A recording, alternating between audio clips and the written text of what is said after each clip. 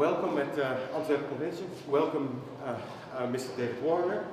It's a pleasure to have you here. It's a big honor. My name is Barend de Voogd. I'm the editor of Schokkend Nieuws Film Magazine. It is a big pleasure to do this interview with David Warner. We will be having an opportunity for you guys to ask questions in the second half of this interview. But I'm of course also anxious to talk to Mr. Warner about a lot of his films. We will get to the Omen and to Star Trek, absolutely. But let's start with some of the films that you made in the beginning of your career, which are quite exciting films, I think.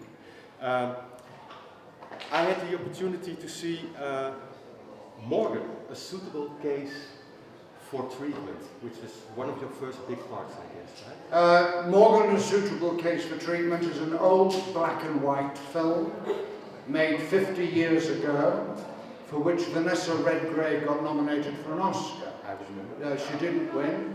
I don't think anybody here honestly has really seen it or heard of it. I don't think they have. No. So what would you like to know about it? I would. It's a great way to start an acting career, right? You were in a flaming gorilla costume on a motorcycle, chasing Vanessa Redgrave. Yes, I was on fire on a, yeah, you're quite right, on a motorcycle in a gorilla suit. But the other things happened in the movie, actually, but that was the end of the movie. I remember. Yes, but you already had a big career as an actor on stage. Yes, I started off at the Royal Shakespeare Company, basically, in 1960. See how old I am. You know, it's fantastic. And I was lucky enough to play some very wonderful Shakespeare parts. I played Hamlet when I was 24, way back at Stratford-on-Avon and various things there. And then films came into my life, and I managed to do theatre and film. Colin Baker was really enthusiastic. He was just before you in the Q&A, and he was really enamored for your performance in Hamlet at that time. You still remember that fondly. He never told me. I have met Colin a couple of times. Yeah. But what prompted you to move into film acting? Oh no, what makes somebody want to move from stage into film acting? I suppose you would say money has something to do with it. No, to be quite honest, I wasn't. Way back then, people like me, who were called character actors rather than stars, didn't make all that much money. The big stars make the money. No, you get asked to be in a movie, and if it's a good part, you say yes. It's not a question of saying, I choose to do that. In our business, again, unless you're a very big star, you have to just take what's given to you when the opportunity is presented to you. So it's not a conscious question of saying, I was never ambitious. I never said, I have to be a big theatre star. When I played Hamlet, I was the most surprised person ever that I never dreamed when I was a student that anybody would ask me to play Hamlet. But they did. I never dreamed when I was a kid that I would go to Hollywood. I did. I had no ambition to do that, so it was all fantastic. I mean, I started off my acting career expecting to be in a little theatre somewhere, pulling the curtain, maybe acting one line occasionally or doing something like that. Or if I ever became... my very first film part, or 2 or 3 film parts, where I was a film extra, what they call an atmosphere person. I was just standing there in the crowd. And things happen, you know, again, with no planning, things happen to you where somebody says, your face is right for that. And I had a bit of talent, obviously, I hope.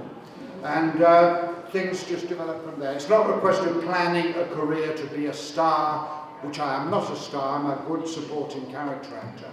But nobody could be more amazed that I have a career, or that I'm sitting here in Antwerp talking to you about my work. Nobody's more surprised than me and some of my friends way back. You know, I was sort of the boy less likely to succeed. Less likely to succeed, so here I am, and I thank you for being here. And your career brought you in strange places as well. I guess the set of The Ballad of Cable Hope with Sam Peckinpah, the illustrious Sam Peckinpah. There's a director called Sam Peckinpah. Anybody know his work at all? Yes, one or two people. Guess, do. Oh, you do. I'm sorry. I just not everybody knows every. You know, some films are so old, so people don't always know. The Ballad of Cable Hope is a western made by Sam Peckinpah. Yeah, western. We filmed that in the desert. In the 1970s, right? Yeah, in 1969. Anyway, yeah. Then another film for Sam Peckinpah did was Cross of Iron, which was a war movie, which we filmed in Yugoslavia, and then Straw Dogs, which we shot in England.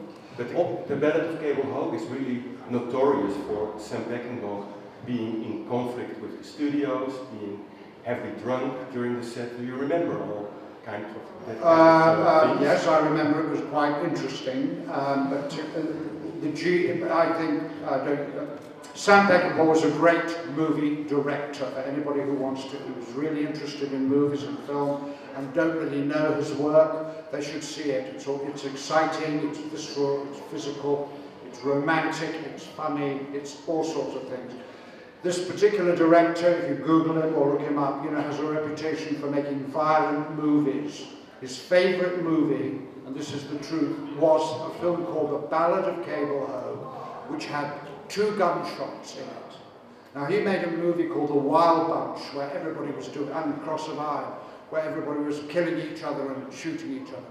Our film, The Ballad of Cable Hope, was a musical western made by this man who had the reputation of being a violent filmmaker. It's a film that not many people have ever heard of, but it was Sam Peckinpah's favourite movie when he went to a university, to a film school, to talk to people that would show one of his films. They'd asked him, what film would he like to show? And he said, this gentle film, because I can make gentle films. Yeah. They don't want me to make gentle films because my violent films make money. And that's the way it went. And you had a beautiful part in that movie as a reverend who had a special way with the ladies. Yes, I've just played a lecherous vicar or whatever, a lecherous cleric person. Anyway, you had a remarkable scene with Susan O'Connell. She's one of the grieving widows that you comfort. Do you recall that? I do, but it's hard to talk. Yes, it was I'm not going to redo it. I mean, it's very hard to say. A very good scene with a young woman I had, very naughty scene. It's a beautiful scene. Yeah. Check it out, those 2 films. Straw Dogs, obviously, is also a Sam Peckinpah film that you did with him. You have a very important part in it as the village idiot, basically. Seen Straw Dogs? I guess so. One or two, okay. Yeah, absolutely. Henry Niles. Yeah. Why was your part uncredited? I didn't, yes, in the film you usually have the actor's name, a part played by, Dustin Hoffman was in it and Susan George and all sorts of people. And they have, the character's name and the actor's name, you read at the end. Mine, you're saying, is that my name was not on the film at all. And some people at the time thought that I didn't want my name to be in the film because I didn't like the film or I disapproved of something. That's not the reason my name is not on the credits of Straw Dogs, if you should see it or see it again, is because when you're agent, when you get the part, one of the things that is discussed is money, which is fine, that's logical, and your billing, how you're going to appear, your name and where it's going to appear. And I was told by my agent, my representative, that Dustin Hoffman's agent thought that my name shouldn't be in a certain place as the film was being shown. Because Dustin Hoffman was a star, nobody wanted to take that away from him, but they didn't, this is what I was told, they didn't want my name at the position that we wanted. So Sam Peckinpah said, look, we're having a problem with where your name is going to be on the credits of this film. I said, I don't want to have an argument about the billing. Why don't I do it? And we don't mention me at all. We don't have my name anywhere on it. I'll do it for you, but why not? So they agreed that I should, my character and my name should not appear on the credits of the film, purely because I didn't want to have an argument about where it should be. And, you know, my job is to do the job and to do the part to the best of my ability, not to argue about things like that. And I didn't know that Sam Peckinpah, who was a real troublemaker, said, "Great, well, that'll really make them, you know, upset." So that's the reason my name doesn't appear in Straw Dogs. And doesn't that sort of exemplify you as an actor? Because in the film, that's a very important part because it triggers the violent finale Yes. of the movie. You also have the final line saying, "I don't know my way home," which Yes. is sort of summarizes part of the movie, I guess.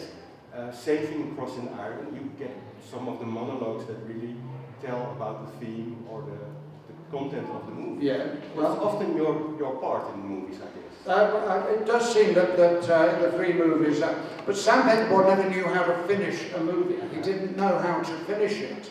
And the Straw Dogs, he said to Dustin Hoffman and myself, we were driving in a car, improvise, just make up the dialogue, because he didn't quite know how to finish the movie. And that's what we did. We sat in the car and, you know, just made it up. And now, American method actors like Dustin Hoffman, they can improvise, they can make up dialogue. I can't. I'm Shakespeare. You have to have it written down. But we managed to do that.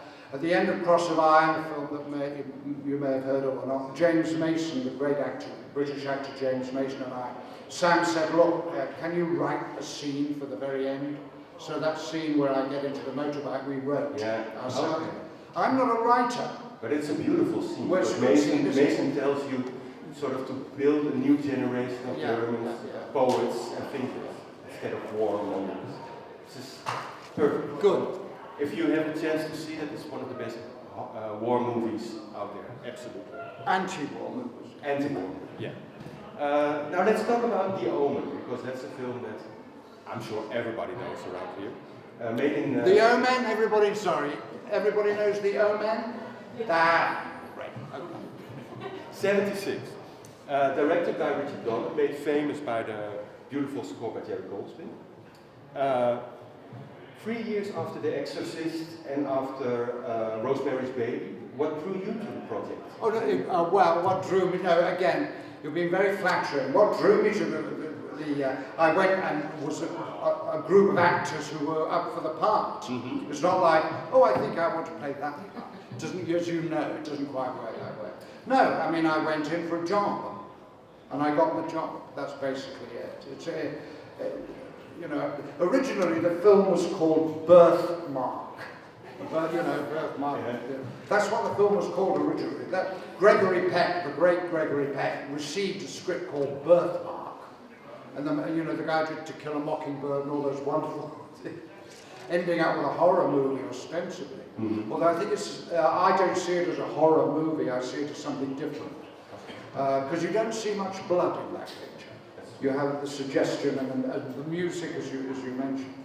So what drew me towards it? You know, I was an actor going in looking for a job. Paycheck. Yes, and well, paycheck, yes, of course, but something to do. I mean, of course, but again, I'm not the kind of actor that gets the big money. I get enough to live. That I don't mean it. I'm not complaining, but you understand. But yes, you're right. It is a paycheck. It was to pay the rent. And to travel, maybe, because that film with Gregory Peck. Oh yeah, yes, yes. Israel and Italy. Yes, but you think about that later. You know, oh, this is now. I think, when I get a script, I would say, now, it's going to take me to Morocco. I rather like that. But do you have any remembrances of Israel or the shoot in Italy? Well, I've been to Israel quite a few times. Yes, I have no stories particularly to tell, except for one story, nothing to do with Israel or Israel. The point you were trying to make is that I had the good fortune to travel alone with Gregory Peck, the two of us, two actors, so we got to know each other quite well. And it was a wonderful man. But one thing in The Omen, there's an attack in the graveyard with dogs attack us. If you remember that? I don't know if you remember. Well, they're trained, of course, not to, but they wouldn't attack us. They wouldn't come near us. They were more scared of us than we were scared of them. Certainly we had to act being scared of them. But they wouldn't, you know, they were kind of like that, and their trainers were saying, come on, get them. They wouldn't move.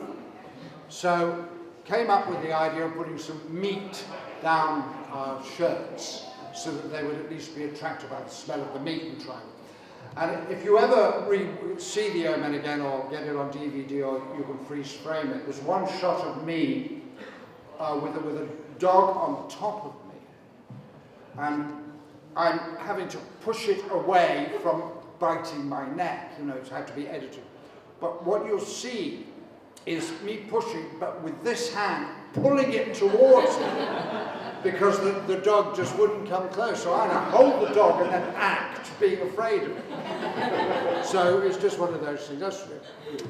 And of course you have in that film one of the most famous death scenes ever, the beheading. The beheading, yeah. What can I say? Well, how were you prepped for that? How were you prepared for that? How did they do a cast? Oh no, they do a cast of the head, and then they do it with wonderful editing, because the beginning of the moment, we filmed in Israel, and then they cut round to another shot which we shot in England, and then they do the special effect with the head bouncing up on the glass, and There's a story that you never wanted to watch that scene. No, well, no, look, actually not that scene, but in fact I don't enjoy watching any films I'm in. I just have that thing where it makes me very self-conscious. I think that if you're Tom Cruise or if you're Brad Pitt, you don't mind watching yourself, but you know, I don't really enjoy watching myself. No, I don't want to see the head. I've seen it, it's enough. And is it true that your ex-wife Oh, that's why. Oh no, there was a documentary made about, and somebody asked me, do I still have the head, right? Mark Gatiss, the great writer Mark Gatiss asked me, did you keep the head? I said, I lost it in the divorce. That was a sort of joke. After the Omen, more and more you began to be asked for villainous parts. Was that something you wanted to go with in your career, or is it just Hollywood was asking British actors for villainous parts? Yeah, I've played a lot of villains, and the beginning, part of the beginning, there was a TV series in England in America, called The Holocaust, which the Brits, the English, as villains played the real Nazis. And that was the most painful job I've ever had in my life, to play a real Nazi partly responsible for the Holocaust. Heydrich, and we won't go too much into detail about this, but it was very painful to play a real person like that. And the actual thing was well received and successful, so they say, that's the guy we want for villains, or one of the many English guys. But in a way it's funny, but not funny, if you understand. They go to, you become the go-to guy for the villain. So they were making another World War II movie. Now, I'm going to stand up and say, where I got an offer to play Hitler. Now, how tall was Hitler? You know, so, I mean, I didn't want... Derek Jacobi actually played it, the great actor Derek Jacobi actually played it. But that's the way they think. I'm 6'3" or something, and they say, that's the guy, because he can play a heavy, and he played a Nazi, why don't we get him to play Hitler? I mean, that's the way they think. No, to be honest, it's a way of earning a living, a paycheck. I don't actually I never really enjoyed playing villains. In fact, I try now to keep away from those for some years now. But that's why I don't do much work, because they only see me, you know. No, I try and keep away. No, I never really enjoyed it. It wasn't a choice. Again, it was one of those things where if you get off with the job and you need to work, you do it. You are the villain in Time Bandits. You are also the villain in Tron. Tron, Time Bandits, Time After Time, anything beginning with T. In an age of digital filmmaking nowadays, it's peanuts, but at the time when you made Tron, you must have been among the first actors to enjoy the experience of being in a tight suit in front of a green screen. Yes, we didn't know what was going on. I mean, we had nothing, no reference. Yes, in a white. Have you seen Tron? Yeah, okay. We were in white leotard, you know, what they call a onesie or something, you know, we just sort of It's a green screen there and everything's added on later. Yeah, no, it was pioneering film. Did you? Yes, evidently it was. I know nothing about the technical side. But did you realize at the time when you were making it that it was something really new and? Yes, it was certainly new, but I didn't understand it. You know, so. Okay. Star Trek. That's also a film. I guess a lot of you must have seen Star Trek 5. Star Trek 5, 6, yes, and yeah, Final Frontier. You played in that movie. It's only there. In what, sir? In Star Trek number 5. Yeah. Final Frontier. Your part was supposed to be longer, I guess. Well, yes, we film more, but you know how it works. Sometimes, you know, it's not important to the plot, so they cut you. So I'm there just basically standing, you know, on the bridge of the Starship Enterprise for most of it. Yeah.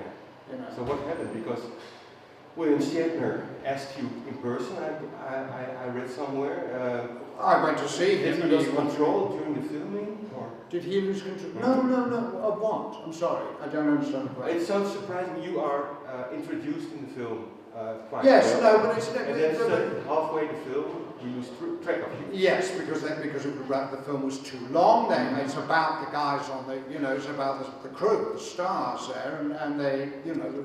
You have to cut it if it's 5 hours long, and it has to be 1.5 hours or 2. Yeah. Something has to go. There have been films made where people have you see somebody's name there on the credits, and they're in one scene, but their contract says they have to still be there on the credits, but you have no control about being cut, and you're never told why. So it's the business. Still, you returned for the next Star Trek. Well, I was invited because the director of Star Trek 6 directed a film I did called Time After Time. Does anybody here heard of Time After Time? You should watch that movie with Malcolm McDowell. Anyway, Nick Meyer directed that, and I think they forgot I was in Star Trek 5 because they invited me to play a Klingon in Star Trek 6. Yeah, you played Gorgon. Yeah, Gorgon. But I think, and then I did. With Patrick Stewart, I did Next Generation. And I know a lot of actors have been in a lot of Star Trek projects, but I think I'm the only actor to play 3 different species. I'm a human being, a Klingon, and a Cardassian with Patrick Stewart in one of the Next Generations. So it's lovely, you know. There's a lot of makeup, though. Yeah, how much time did you spend in makeup? Oh, hours and hours and hours and hours in that makeup. I try not to do anything. I try not to play villains anymore or big makeup jobs anymore. Wow. Maybe we should turn to the audience and see if there are any questions among you. Go ahead, in the front row. Yes, you made also a movie with Michael Caine based on a script by Peter Benchley, The Island. How was that movie during? I'll repeat the question, yes. I made a film called The Island with Michael Caine, written by Peter Benchley, who wrote Jaws. Okay? That's the setup. It was the biggest flop and load of rubbish I think that anybody's ever. It was really awful. Except the good thing was the location where we filmed it. Which Michael Caine was an old colleague, somebody I've known from England for years before, and I'd worked with him before. And so to work with Michael Caine again was great. And then the West Indies, you know, spend a month or 2 in the West Indies. Terrible. The island. See the Ballad of Cable Home. Don't worry about the island. Okay? You know, what can I say? It was a film that nobody at a convention has ever mentioned that film before. Thank you very much.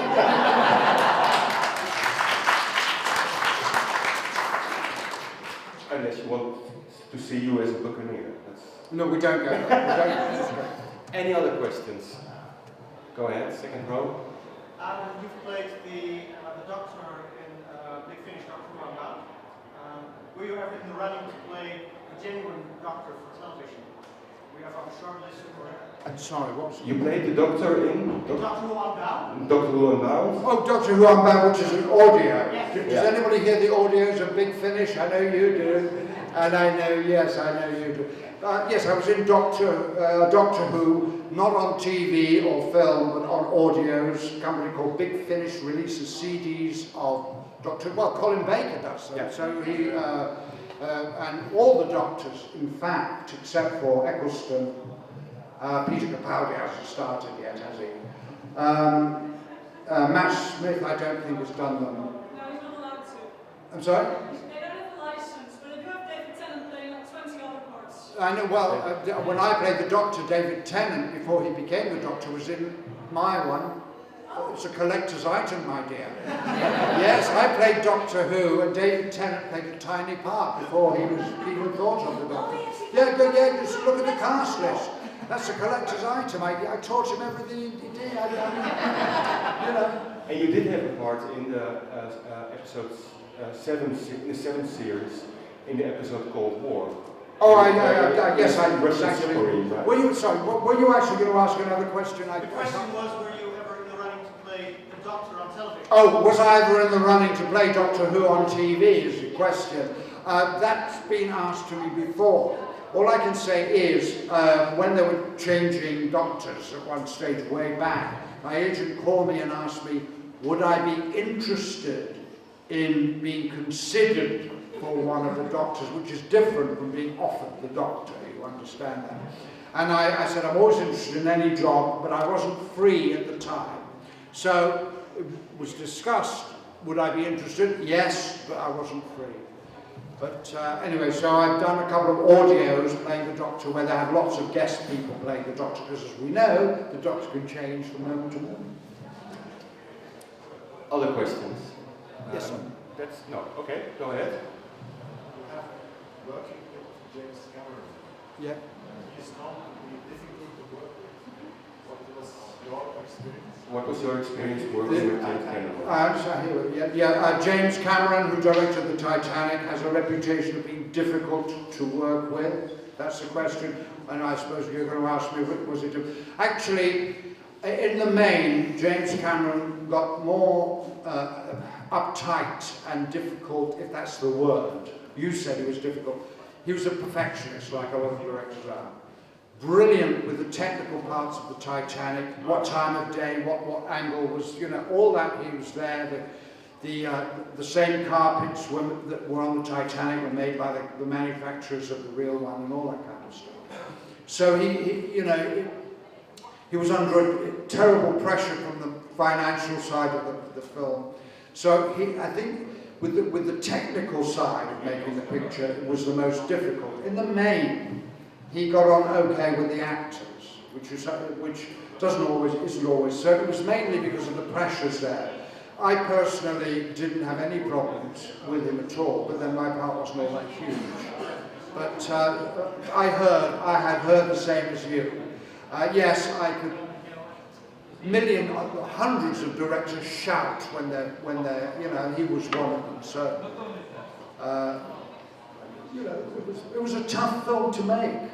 So you can understand, he didn't hit anybody or anything like that. So no, but it wasn't an easy film. But that's not only because of that.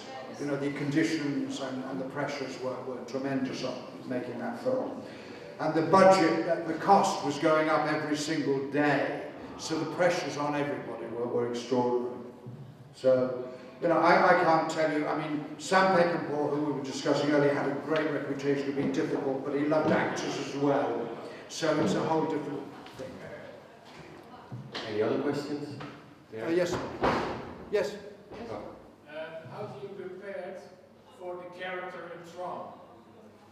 How did I prepare for the character in Tron? Seriously, I'm not trying to be funny here, but preparing for the character was getting into that costume. Because I didn't know what was going on. No, you don't. I'm not that kind of actor who prepares in that way. I don't do much. There's no research I could do. What can you to that character, which you've never seen a character like that before. So how did I prepare? It really was just. We were actually told, look that way, do this, lift your arm, do all that kind of stuff. So there was no great sort of Daniel Day-Lewis preparation or anything like that. Okay. Yes. Yes. You've done many parts, many roles, and is there one character or role that you always dreamt or dream of playing? I'm sorry, Forgive me. it's Many different roles. Is there one role? Oh, what part? Is there any part? Oh, golly. I've been lucky to have played some, as I said earlier, I never dreamed I'd ever be here with you guys talking about my career. I've been lucky. I'm going to sort of give a little list of credits, if I may, to say, you know, for somebody like me to have played Hamlet, King Lear, Falstaff in the Shakespeare canon at Stratford-on-Avon, it's quite extraordinary.